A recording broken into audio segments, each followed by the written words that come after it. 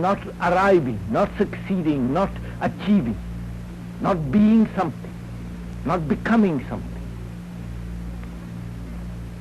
is surely one of the reasons, is it not, why we accept so eagerly and greedily beliefs. And by true acceptance of beliefs, do we understand ourselves? On the contrary,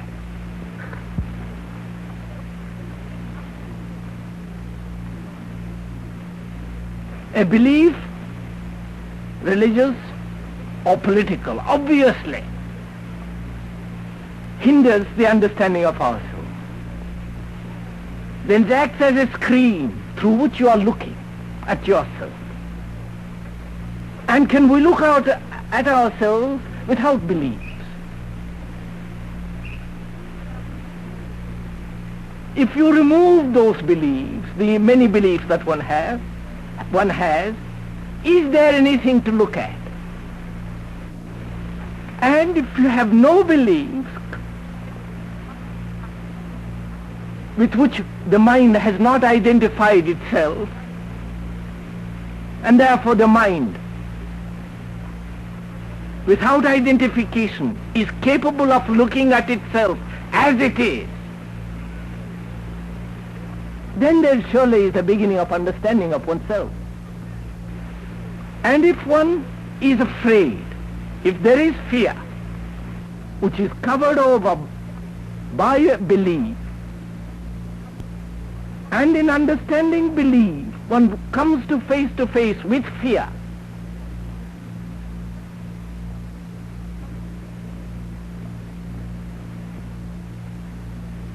without the screen of belief, is it not possible to be free from that reaction of fear?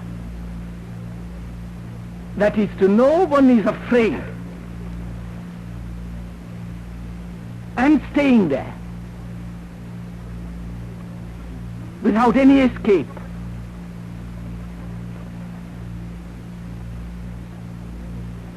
To be with what is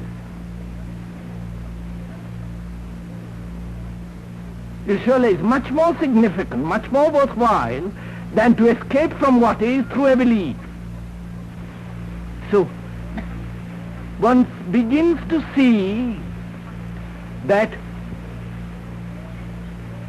there are various forms of escape from oneself, from one's own emptiness, from one's own poverty of being, such as knowledge, such as amusement, various forms of addictions and distractions, learned and stupid, clever and not worthwhile.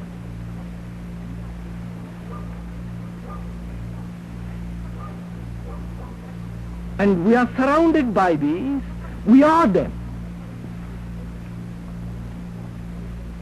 And if the mind can see the significance of the thing to which it has held, then perhaps we shall be face to face with what we are. As we are, whatever it is. And I think moment we are capable of doing that, then there is a real transformation.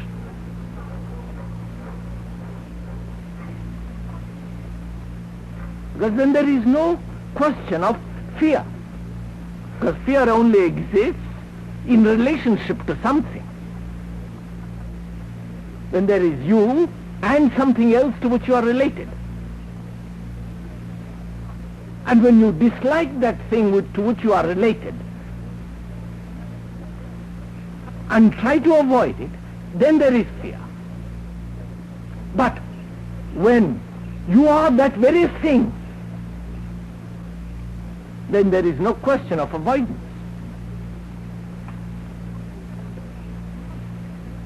A fact gives only fear when you bring an emotional reaction to it. But a fact, when faced as it is, there is no fear. And when what we call fear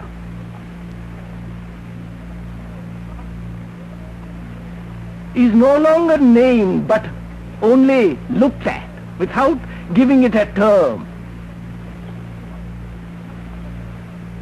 then again surely there takes place a revolution. There is no longer that sense of avoidance or acceptance.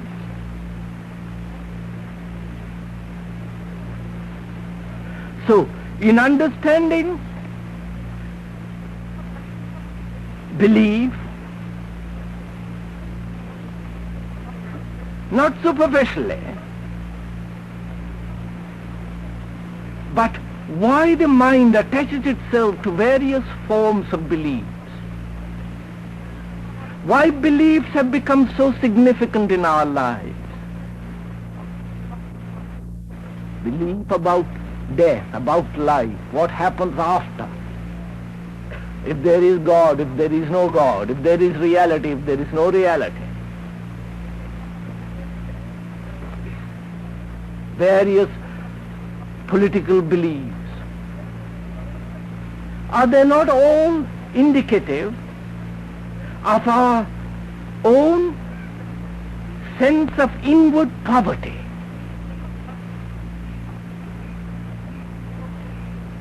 And do they not reveal a process of escaping or act as a defense?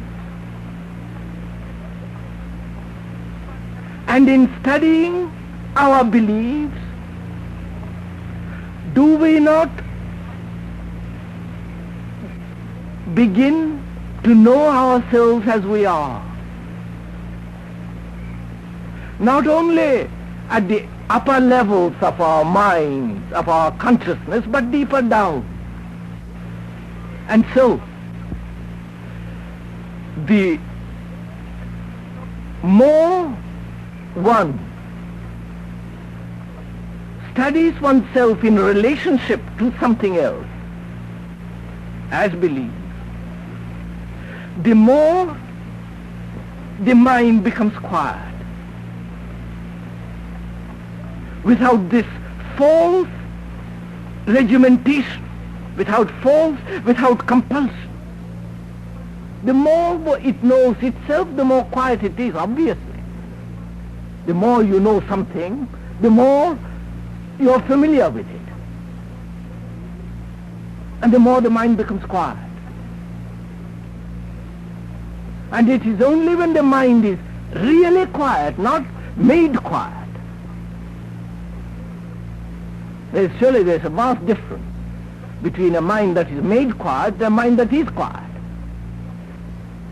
You can compel a mind by circumstances, by various disciplines, tricks and so on, to make it quiet. But that's not quiet, that's not peaceful. That's death.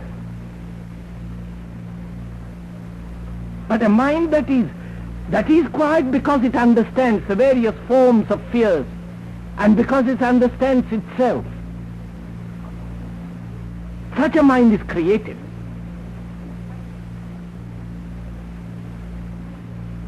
Such a mind is renewing itself constantly. It's only the mind that's self-enclosed by its own fears and beliefs that stagnates.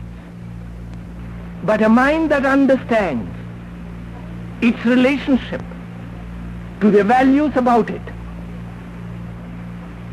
not imposing a standard of value, but understanding it, surely such a mind becomes quiet, is quiet. It's not a question of becoming. It's only then, surely, that is capable of perceiving what is real from moment to moment. Reality is surely not something at the end,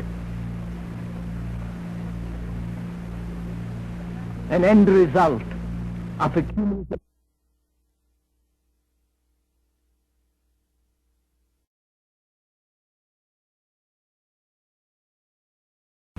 It's only then, surely, that is capable of perceiving what is real from moment to moment.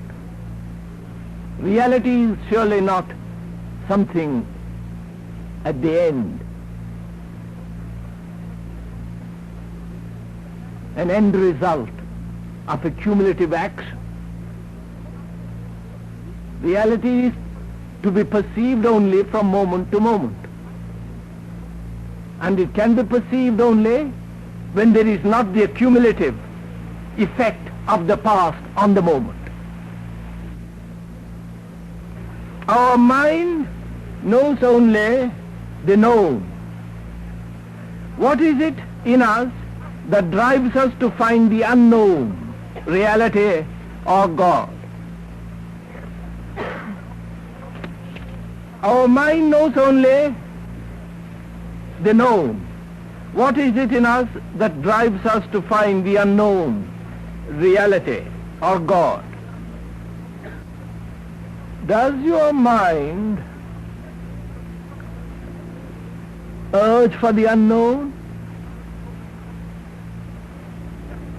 Is there an urge in us for the unknown? For reality, for God? Please, seriously think about it. This is not a rhetorical question, but actually, let's find out. Are you really, is there an inward urge in each one of us to find the unknown? Is there? How can you find the unknown? If you do not know it, how can you find it?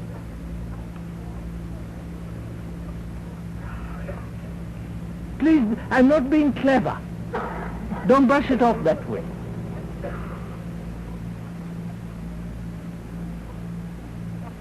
How can I, if there is an urge for reality, know what reality is, even if it is there right in front of my nose?